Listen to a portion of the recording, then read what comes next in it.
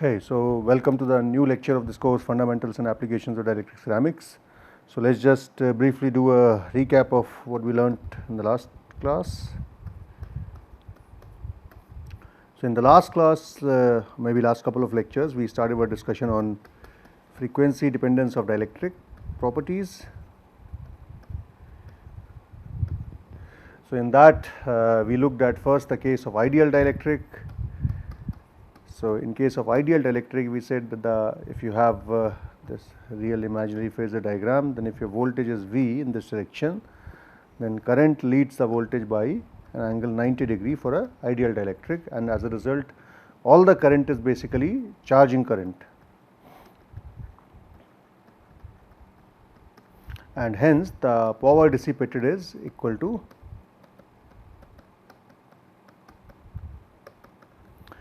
so there is no power loss in an ideal dielectric because there are no losses.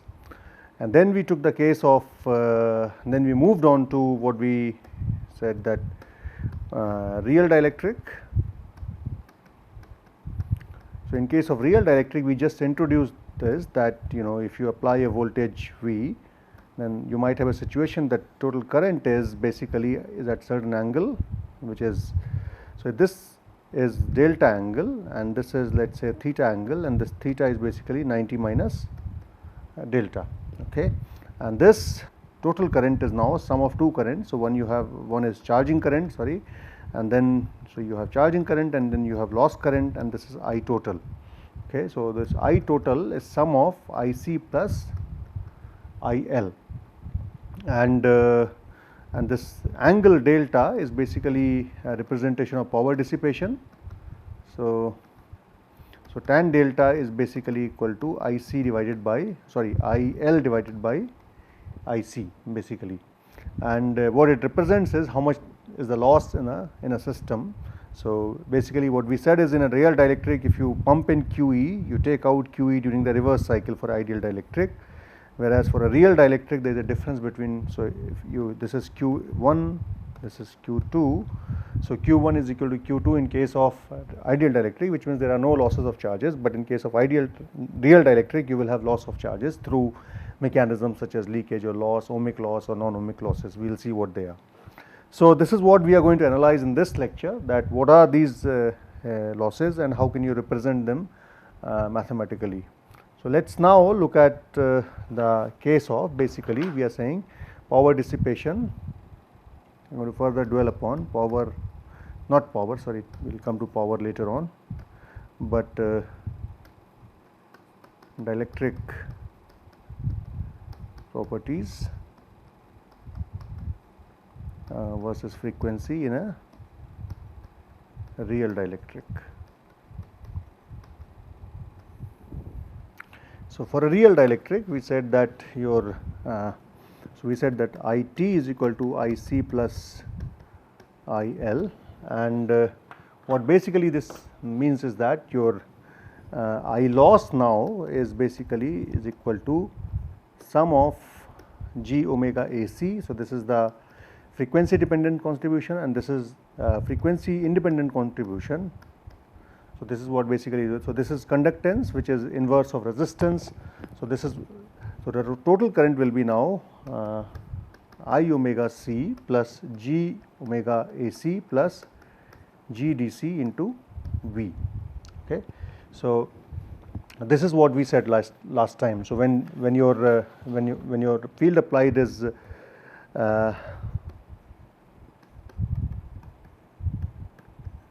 DC, that is omega is equal to 0, in that case we will say that IT is equal to basically I loss, and this is essentially G DC into V. So what we are going to see is that basically the DC contribution from basically the leakage current is the current that we will observe.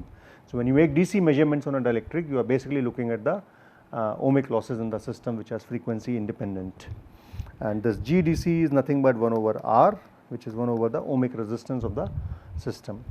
Now an alternative way to express so you can express the dielectric properties of a system in terms of current, but we will come to that later on. So one can also express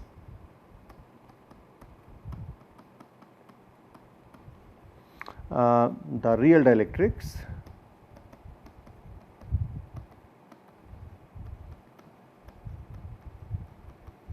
properties by using complex permittivity. So, now that the current itself is frequency dependent and independent, which means the permittivity also has to be frequency dependent. So, we examine this permittivity as epsilon prime minus I epsilon double prime, or it can also be referred as, let us say, if we say in terms of kappa, then it is k star is equal to epsilon divided by epsilon naught, which is nothing but epsilon r. So, you can, so this can be also epsilon r star. Okay. Epsilon r star or kappa star is equal to kappa prime minus I kappa double prime. Okay. So, this, so total, so basically the idea of doing that is that the current in the dielectric can be represented in terms of material property, that is called as the dielectric permittivity. So, we will see how we do that. So, basically so we can say that C of a dielectric, the capacitance of a dielectric is given as K star into C naught, right. C naught is the capacitance of a vacuum capacitor, and K star is the permittivity of a dielectric, the real dielectric that we are using. And we know that Q is equal to nothing but CV, which is equal to K into C naught into V. Okay. So, if I now use, we say that we have said that IC is equal to I total IT minus I W, and basically, so this is, so we can say that IC plus I loss W, or I can say that basically this is I loss. Okay. So, this is IC plus I loss W is equal to IT minus I W is equal to 0, because this IL was sum of IL W plus IL W is equal to 0. So, this is the AC component and this is the DC component, and this is equal to basically dq by dt, right. This is the frequency dependent concentration. Now, on the left hand side, you can see that we have only the frequency dependent loss current. On the right hand side, we have the total current minus the DC current. So, we can say now that IT minus I omega is equal to 0. This is equal to dq by dt, and dq by dt will be K star C naught into I omega V, right. If you take V as V naught exponential I omega t and then differentiate and do the mathematics, and then replace this K in terms of K prime minus I K.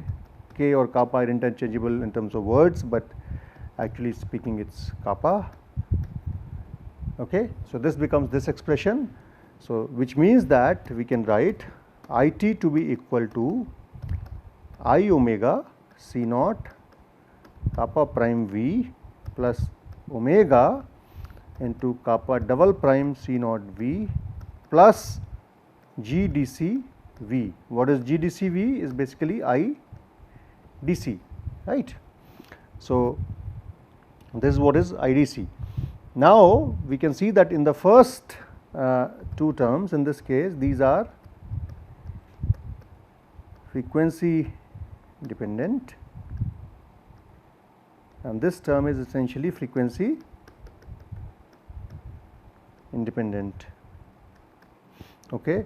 Or you can say among this, the first term is the charging current, and these two terms are basically the loss current terms. So, now you have to compare the equation that we yielded, that we said that overall conductance is equal to G DC plus G omega, that is AC, right, that we said earlier. So, here we can say that G omega AC is equal to omega kappa double prime C naught into V. So, this is basically is what the conductance omega K double prime C naught. So, GV was it it was GV, GACV. So, GACV will be omega double prime C, sorry, not V, there is no V there. Okay. So, this is what it is, and we express this tan delta, the loss, we defined a new quantity called as loss tangent. It is represented by tan delta, and this tan delta is nothing but IL divided by IC, and this will be equal to GDC plus omega K double prime or kappa double prime C naught divided by omega K prime C naught, right. This is the charging current. So, this looks like a complex expression. So, assuming that GDC is smaller than omega kappa C naught, the tan delta is written as we can say it will be kappa double prime divided by kappa prime. So, basically the dissipation factor or the tan loss tangent, which was equal to ratio of loss current to charging current, is considering that ohmic losses are smaller, it is nothing but the ratio of imaginary part of the dielectric permittivity to the real part of the dielectric permittivity. So, if your tan delta is high, what it means is that your K double prime is high. Okay, it is proportional to basically K. So, higher the loss tangent, which means higher the imaginary part of your dielectric permittivity will be. So, if you look at for various systems such as, let us say we take material, we take the value of epsilon r prime or kappa prime, and then we take tan delta into 10 to the power minus 4.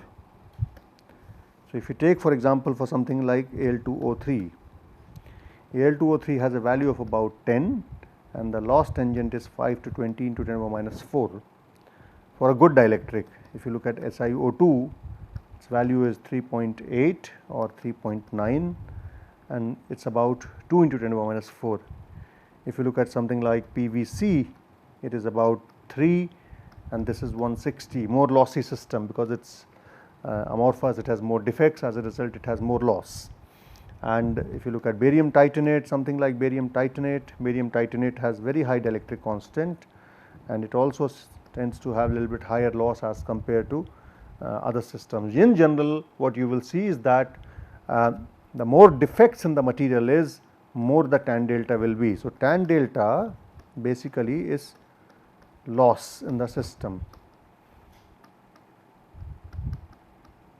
So, essentially in the phasor diagram as we drew, so if this is your V, this is let us say your IT. So, this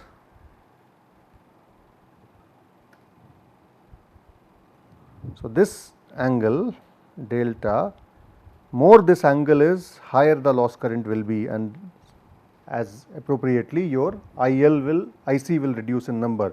So, basically what this will represent is loss in the system. This is dependent upon things like purity level, defects. So, this could be ionic defects as well as microstructural defects,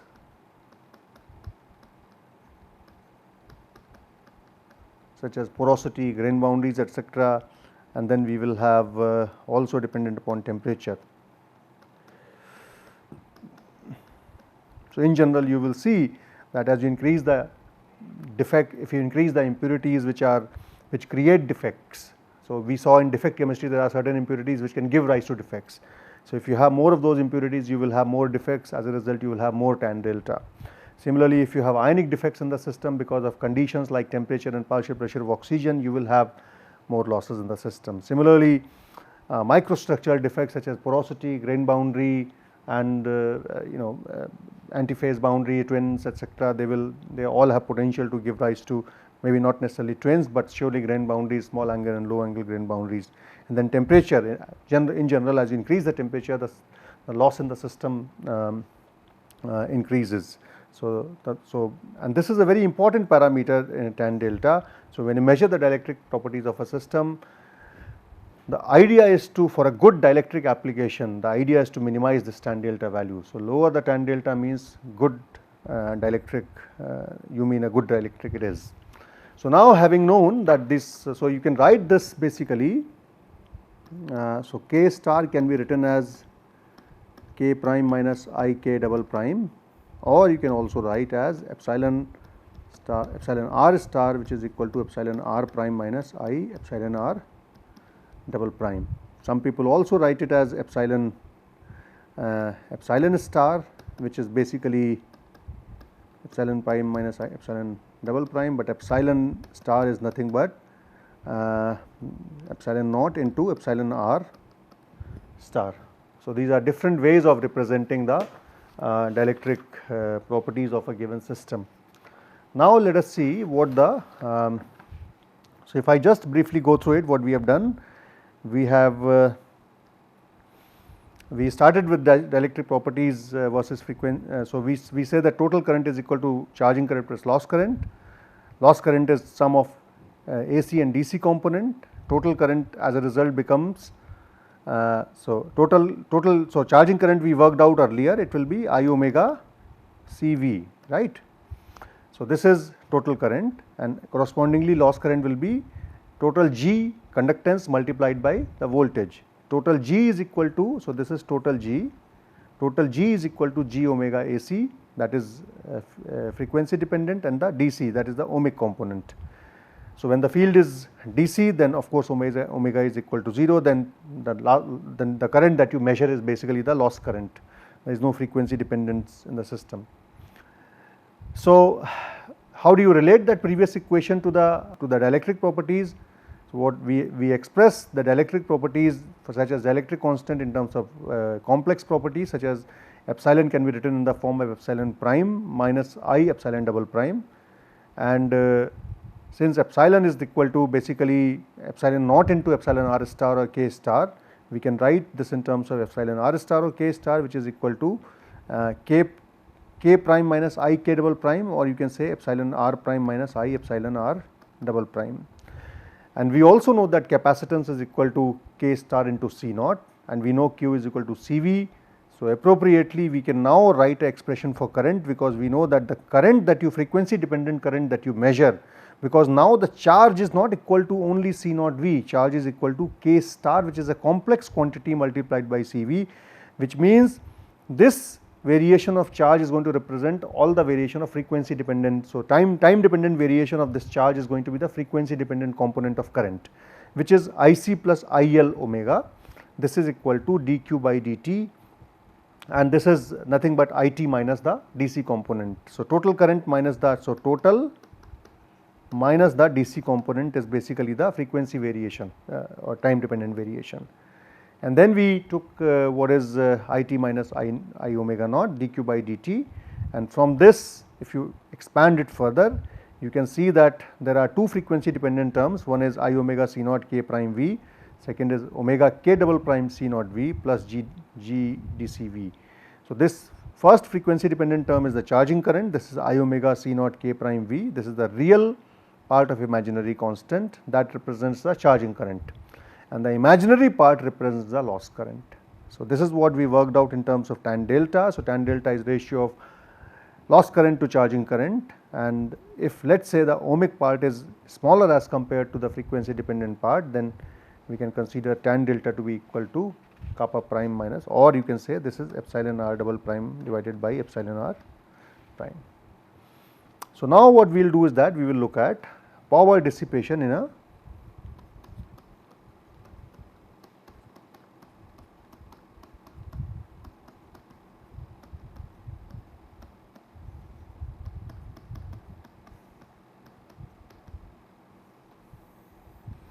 real dielectric.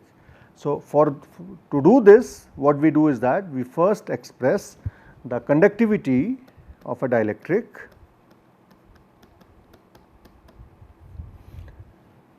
So, we write sigma AC as basically you have a sigma DC component which is from the DC conduction, plus you can say the the other component, that is the frequency dependent component, that will be omega k double prime into epsilon naught. Okay. And this is basically equal to, you can say, omega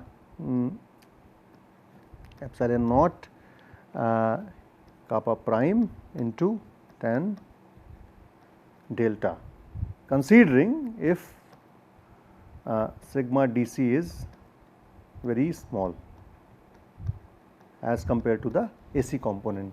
All right. So, if sigma dc is very small, so basically what we are saying here is sigma dc, we are assuming that sigma is proportional to 1 over r. So, you can see that things like basically sigma is nothing but 1 over rho, okay, and r is equal to rho L by A. So, you can say that this will be, so r is equal to rho L divided by A. So, rho will be equal to L, so rho will be equal to L divided, so this will be equal to L divided by RA. So, essentially sigma is nothing but, if you leave the dimensions apart, sigma is nothing but 1 over r, and 1 over r is what? G. So, essentially sigma scales with G, and that is what we have done. We have equal, so this is basically GAC is equal to GDC plus G omega, GAC omega. So, this is what the total, so you can say this is total conductivity essentially, sigma dielectric essentially, you can say. Okay. All right. So, if this is equal to this, then you can approximate this as, if sigma dc is very small, then you can approximate this as sigma AC, which is equal to omega k naught into kappa prime, omega epsilon naught into kappa prime tan delta. So, the time average power loss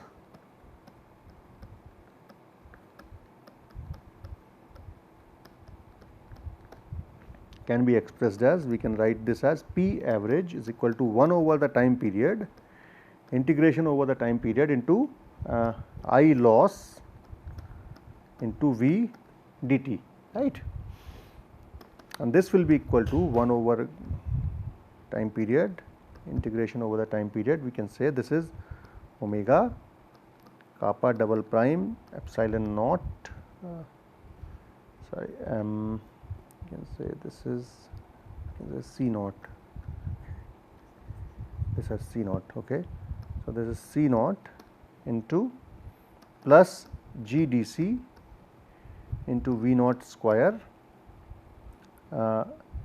cos square omega t dt.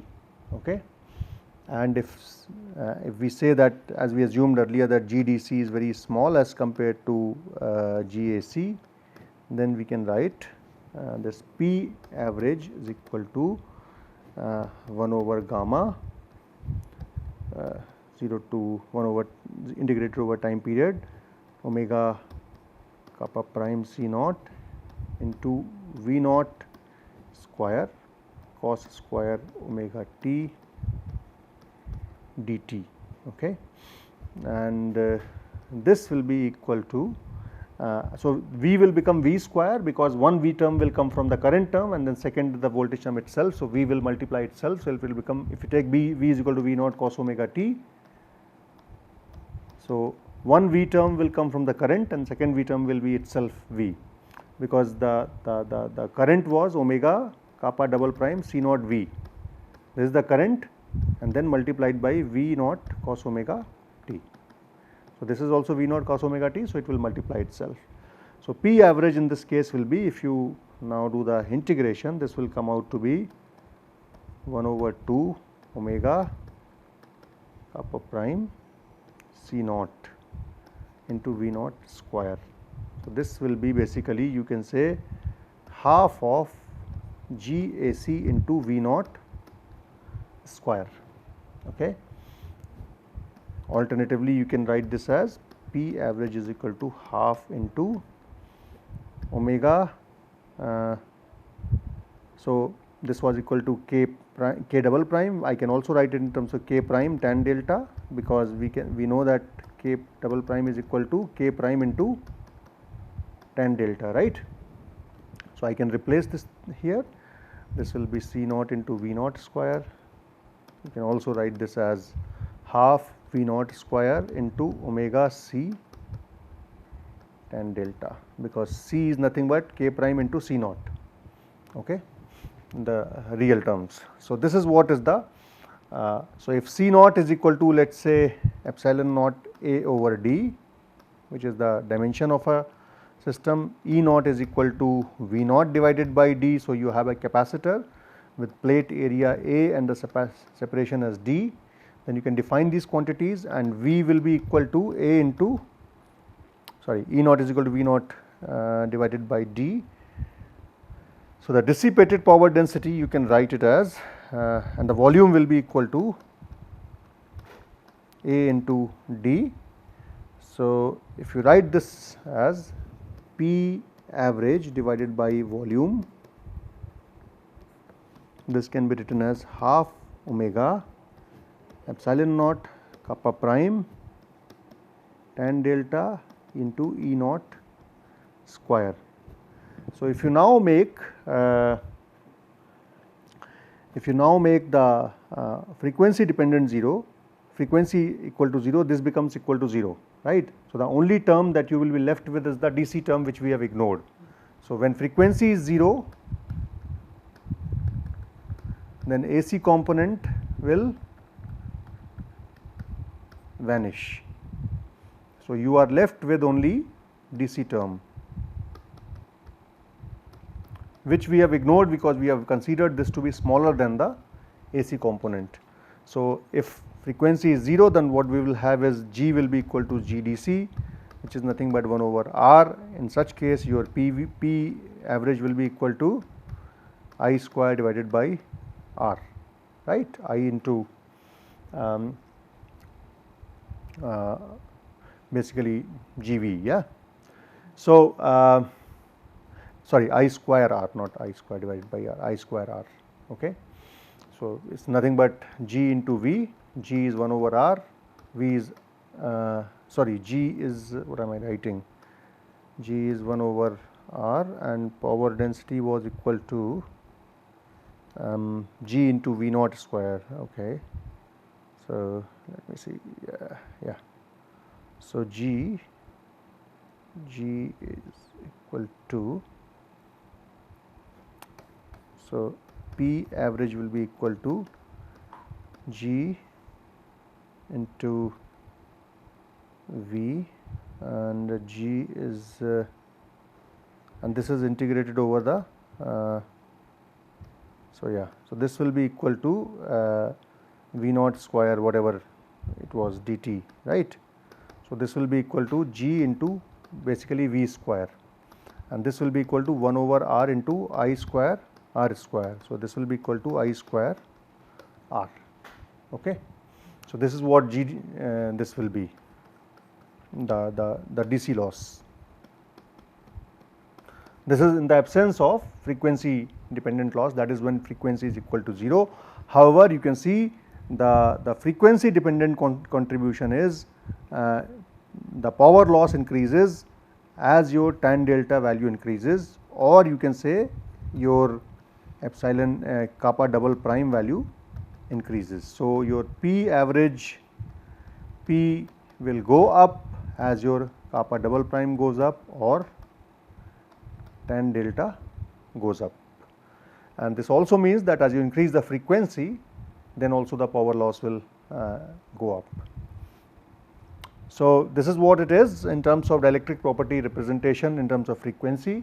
So, basically what we have seen that we have a loss current and the charging current. The loss current has two parts, the frequency dependent part, frequency independent part, and the ratio of loss current to charging current is basically a dissipation factor.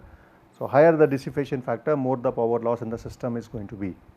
So, this you can work out again and go through it again and again. It is a little complex to understand, but if you go through it few times you will understand it.